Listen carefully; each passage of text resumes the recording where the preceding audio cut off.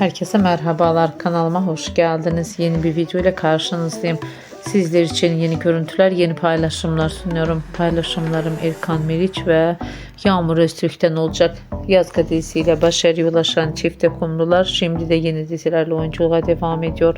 Hayranları tarafından merakla izlenilen ikiliden güzel kareler sizler için paylaşıyorum. Umarım beğenirsiniz. Benden bu kadar. Hoşça kalın, sağlıcakla kalın arkadaşlar.